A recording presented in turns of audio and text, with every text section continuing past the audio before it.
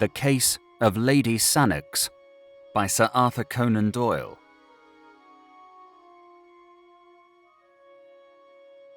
The relations between Douglas Stone and the notorious Lady Sannox were very well known both among the fashionable circles of which she was a brilliant member and the scientific bodies which numbered him among their most illustrious confrères.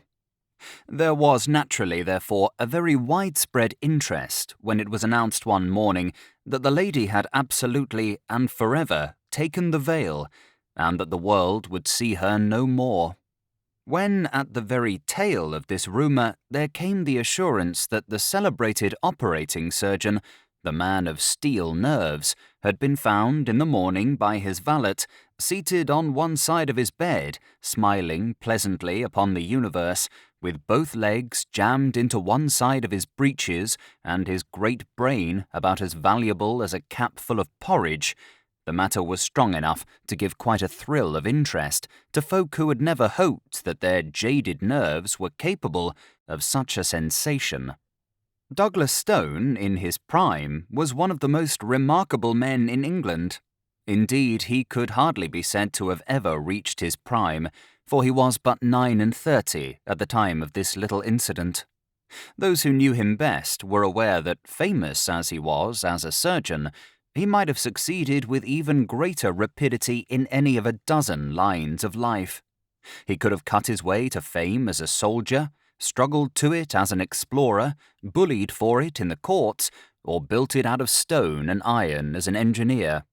He was born to be great, for he could plan what another man dare not do, and he could do what another man dare not plan. In surgery, none could follow him. His nerve, his judgment, his intuition were things apart.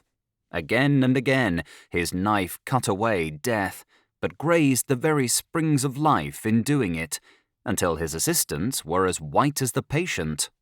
His energy, his audacity, his full-blooded self-confidence. Does not the memory of them still linger to the south of Marylebone Road and the north of Oxford Street? His vices were as magnificent as his virtues, and infinitely more picturesque. Large as was his income, and it was the third largest of all professional men in London, it was far beneath the luxury of his living.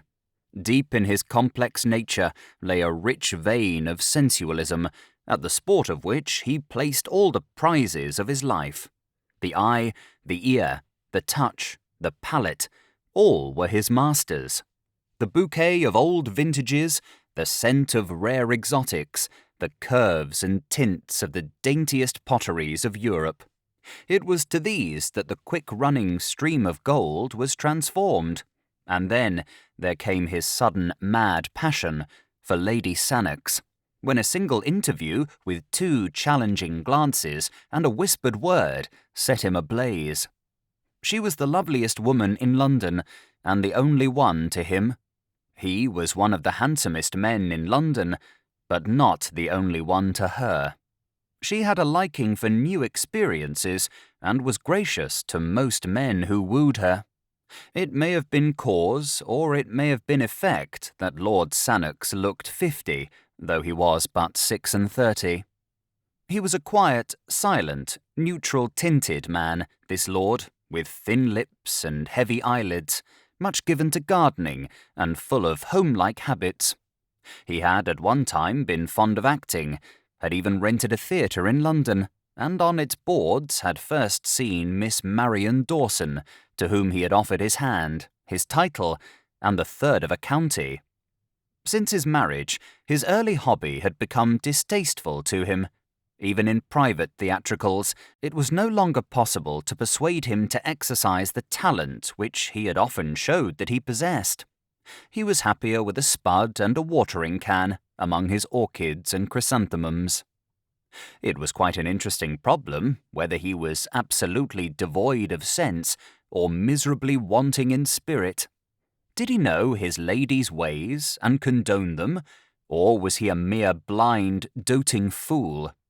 It was a point to be discussed over the teacups in snug little drawing-rooms, or with the aid of a cigar in the bow windows of clubs. Bitter and plain were the comments among men upon his conduct. There was but one who had a good word to say for him, and he was the most silent member in the smoking room. He had seen him break in a horse at the university, and it seemed to have left an impression upon his mind. But when Douglas Stone became the favourite, all doubts as to Lord Sannox's knowledge or ignorance were set forever at rest. There was no subterfuge about Stone.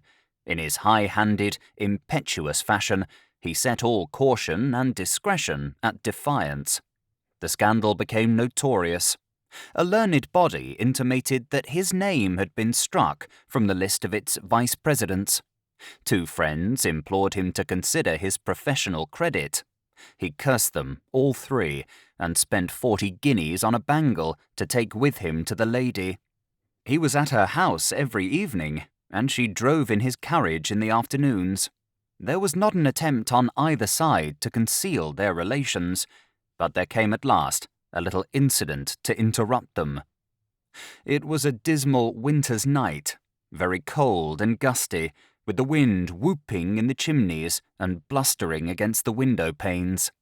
A thin spatter of rain tinkled on the glass with each fresh sough of the gale, drowning for the instant the dull gurgle and drip from the eaves. Douglas Stone had finished his dinner and sat by his fire in the study, a glass of rich port upon the malachite table at his elbow. As he raised it to his lips, he held it up against the lamplight and watched with the eye of a connoisseur the tiny scales of beeswing which floated in its rich ruby depths. The fire, as it spurted up, threw fitful lights upon his bold, clear-cut face, with its widely opened grey eyes, its thick and yet firm lips, and the deep, square jaw, which had something Roman in its strength and its animalism. He smiled from time to time as he nestled back in his luxurious chair. Indeed, he had a right to feel well pleased, for, against the advice of 6 colleagues, he had performed an operation that day, of which only 2 cases were on record, and the result had been brilliant, beyond all expectation. No other man in London would have had the daring to plan, or the skill to execute, such a heroic measure. But he had promised Lady Sannox to see her that evening, and it was already 8:30. His hand was outstretched to the bell to order the carriage, when he heard the dull thud of the knocker. An instant later, there was the shuffling of feet in the hall, and the sharp closing of a door. "A patient to see you, sir, in the consulting room," said the butler. "About himself?" "No, sir. I think he wants you to go out." "It is too late," cried Douglas Stone peevishly. "I won't go." "This is his card, sir." The butler presented it upon the gold salver, which had been given to his master by the wife of a prime minister. Hamil Ali, Smyrna. The fellow is a Turk, I suppose? "Yes, sir. He seems as if he came from abroad, sir, and he's in a terrible way." "Tut, tut. I have an engagement. I must go somewhere else. But I'll see him. Show him in here, Pym." A few moments later, the butler swung open the door and ushered in a small and decrepit man who walked with a bent back and with the forward push of the face and blink of the eyes which goes with extreme short sight. His face was swarthy, and his hair and beard of the deepest black. In one hand he held a turban of white muslin striped with red. In the other, a small chamois leather bag. "Good evening," said Douglas Stone when the butler had closed the door. "You speak English, I presume?" "Yes, sir. I am from Asia Minor, but I speak English when I speak slow." "You wanted me to go out, I understand?" "Yes, sir. I wanted very much that you should see my wife." "I could come in the morning, but I have an engagement which prevents me from seeing your wife tonight." The Turk's answer was a singular one. He pulled the string which closed the mouth of the chamois leather bag and poured a flood of gold onto the table. "There are £100 there," said he, "and I promise you that it will not take you an hour. I have a cab ready at the door." Douglas Stone glanced at his watch. An hour would not make it too late to visit Lady Sannox. He had been there later, and the fee was an extraordinarily high one. He had been pressed by his creditors lately, and he could not afford to let such a chance pass. He would go. "What is the case?" he asked. "Oh, it is so sad a one, so sad a one. You have not perhaps heard of the daggers of the Almohades?" "Never." "Ah, they are Eastern daggers of a great age and of a singular shape, with the hilt like what you call a stirrup. I am a curiosity dealer, you understand, and that is why I have come to England from Smyrna. But next week I go back once more. Many things I brought with me, and I have a few things left, but among them, to my sorrow, is one of these daggers." "You will remember that I have an appointment, sir," said the surgeon, with some irritation. "Pray confine yourself to the necessary details." "You will see that it is necessary. Today my wife fell down in a faint in the room in which I keep my wares, and she cut her lower lip upon this cursed dagger of Almohades." "I see," said Douglas Stone, rising. "And you wish me to dress the wound?" "No, no, it is worse than that." "What then?" "These daggers are poisoned." "Poisoned?" "Yes, and there is no man, east or west, who can tell now what is the poison or what the cure. But all that is known I know, for my father was in this trade before me, and we have had much to do with these poisoned weapons." "What are the symptoms?" "Deep sleep and death in 30 hours. "And you say there is no cure? Why then should you pay me this considerable fee?" "No drug can cure, but the knife may." "And how?" "The poison is slow of absorption. It remains for hours in the wound." "Washing, then, might cleanse it?" "No more than in a snake bite. It is too subtle and too deadly." "Excision of the wound, then?" "That is it. If it be on the finger, take the finger off. So said my father always. But think of where this wound is, and that it is my wife. It is dreadful." But familiarity with such grim matters may take the finer edge from a man's sympathy. To Douglas Stone, this was already an interesting case, and he brushed aside as irrelevant the feeble objections of the husband. "It appears to be that or nothing," said he brusquely. "It is better to lose a lip than a life." "Ah, yes, I know that you are right.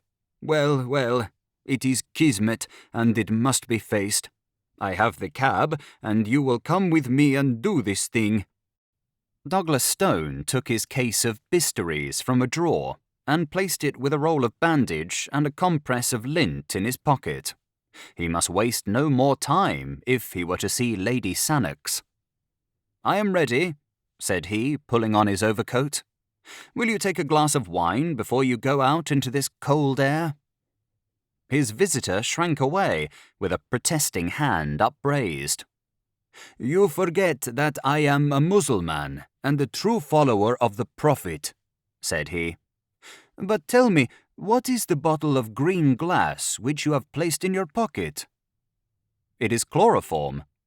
"Ah, that also is forbidden to us. It is a spirit, and we make no use of such things." "What? You would allow your wife to go through an operation without an anesthetic?" "Ah, she will feel nothing, poor soul. The deep sleep has already come on, which is the first working of the poison, and then I have given her of our Smyrna opium. Come, sir, for already an hour has passed." As they stepped out into the darkness, a sheet of rain was driven in upon their faces, and the hall lamp, which dangled from the arm of a marble caryatid, went out with a fluff. Pym, the butler, pushed the heavy door to, straining hard with his shoulder against the wind. while the two men groped their way towards the yellow glare which showed where the cab was waiting. An instant later, they were rattling upon their journey. "Is it far?" asked Douglas Stone. "Oh no, we have a very little quiet place off the Euston Road." The surgeon pressed the spring of his repeater and listened to the little tings which told him the hour. It was 9:15. He calculated the distances and the short time which it would take him to perform so trivial an operation. He ought to reach Lady Sannox by 10 o'clock. Through the fogged windows he saw the blurred gas lamps dancing past, with occasionally the broader glare of a shop front. The rain was pelting and rattling upon the leathern top of the carriage, and the wheels swashed as they rolled through puddle and mud. Opposite to him, the white headgear of his companion gleamed faintly through the obscurity. The surgeon felt in his pockets and arranged his needles, his ligatures, and his safety pins, that no time might be wasted when they arrived. He chafed with impatience and drummed his foot upon the floor. But the cab slowed down at last and pulled up. In an instant, Douglas Stone was out, and the Smyrna merchant's toe was at his very heel. "You can wait," said he to the driver. It was a mean-looking house in a narrow and sordid street. The surgeon, who knew his London well, cast a swift glance into the shadows, but there was nothing distinctive. No shop, no movement, nothing but a double line of dull, flat-faced houses, a double stretch of wet flagstones which gleamed in the lamplight, and a double rush of water in the gutters which swirled and gurgled towards the sewer gratings. The door which faced them was blotched and discoloured, and a faint light in the fan pane above. It served to show the dust and the grime which covered it. Above, in one of the bedroom windows, there was a dull yellow glimmer. The merchant knocked loudly, and as he turned his dark face towards the light, Douglas Stone could see that it was contracted with anxiety. A bolt was drawn, and an elderly woman with a taper stood in the doorway, shielding the thin flame with her gnarled hand. "Is all well?" gasped the merchant. "She is as you left her, sir." "She has not spoken?" "No, she is in a deep sleep." The merchant closed the door, and Douglas Stone walked down the narrow passage, glancing about him in some surprise as he did so. There was no oilcloth, no mat, no hat rack. Deep grey dust and heavy festoons of cobwebs met his eyes everywhere. Following the old woman up the winding stair, his firm footfall echoed harshly through the silent house. There was no carpet. The bedroom was on the second landing. Douglas Stone followed the old nurse into it, with the merchant at his heels. Here, at least, there was furniture, and to spare. The floor was littered, and the corners piled with Turkish cabinets, inlaid tables, coats of chainmail, strange pipes, and grotesque weapons. A single small lamp stood upon a bracket on the wall. Douglas Stone took it down, and picking his way among the lumber, walked over to a couch in the corner, on which lay a woman dressed in the Turkish fashion, with yashmak and veil. The lower part of the face was exposed, and the surgeon saw a jagged cut which zigzagged along the border of the under lip. "You will forgive the yashmak," said the Turk. "You know our views about women in the East." But the surgeon was not thinking about the yashmak. This was no longer a woman to him. It was a case. He stooped and examined the wound carefully. "There are no signs of irritation," said he. "We might delay the operation until local symptoms develop." The husband wrung his hands in uncontrollable agitation. "Oh, sir, sir," he cried, "do not trifle. You do not know. It is deadly, I know, and I can give you my assurance that an operation is absolutely necessary. Only the knife can save her." "And yet I am inclined to wait," said Douglas Stone. "That is enough," the Turk cried angrily. "Every minute is of importance, and I cannot stand here and see my wife allowed to sink. It only remains for me to give you my thanks for having come, and to call in some other surgeon before it is too late." Douglas Stone hesitated. To refund that £100 was no pleasant matter, but of course, if he left the case, he must return the money. And if the Turk were right and the woman died, his position before a coroner might be an embarrassing one. "You have had personal experience of this poison?" he asked. "I have." "And you assure me that an operation is needful?" "I swear it by all that I hold sacred." "The disfigurement will be frightful." "I can understand that the mouth will not be a pretty one to kiss." Douglas Stone turned fiercely upon the man. The speech was a brutal one, but the Turk has his own fashion of talk and of thought, and there was no time for wrangling. Douglas Stone drew a bistoury from his case, opened it, and felt the keen, straight edge with his forefinger. Then he held the lamp closer to the bed. Two dark eyes were gazing up at him through the slit in the yashmak. They were all iris, and the pupil was hardly to be seen. "You have given her a very heavy dose of opium?"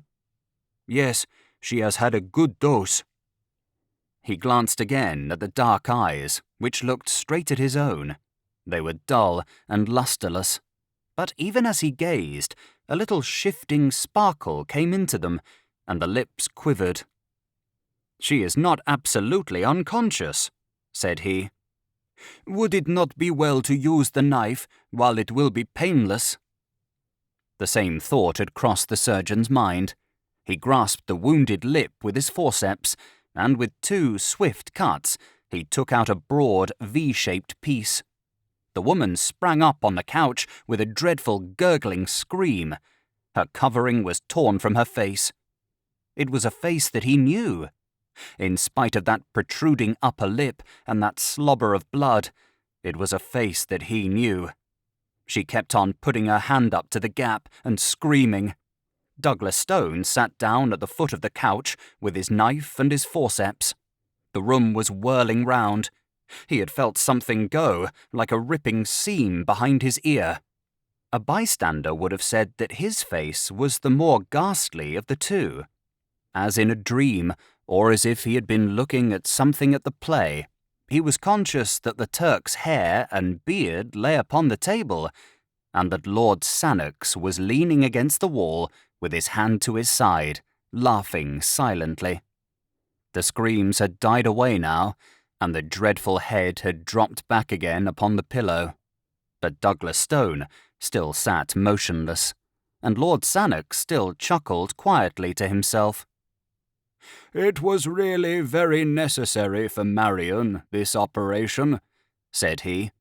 "Not physically, but morally, you know, morally." Douglas Stone stooped for yards and began to play with the fringe of the coverlet. His knife tinkled down upon the ground, but he still held the forceps and something more. "I had long intended to make a little example," said Lord Sannox suavely. "Your note of Wednesday miscarried, and I have it here in my pocket-book. I took some pains in carrying out my idea. The wound, by the way, was from nothing more dangerous than my signet ring." He glanced keenly at his silent companion and cocked the small revolver which he held in his coat pocket. But Douglas Stone was still picking at the coverlet.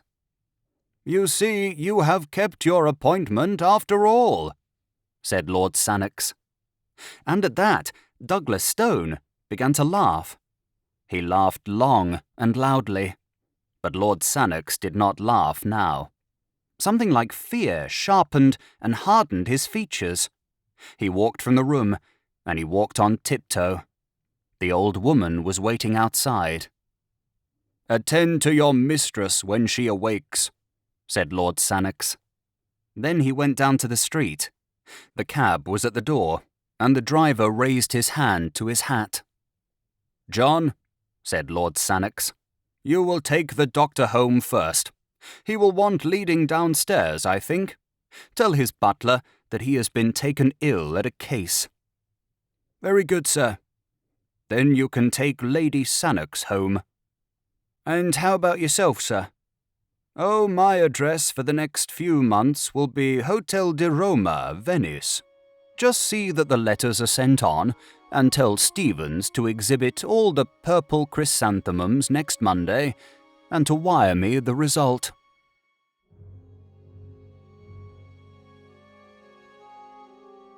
Thank you for listening to The Case of Lady Sannox by Sir Arthur Conan Doyle.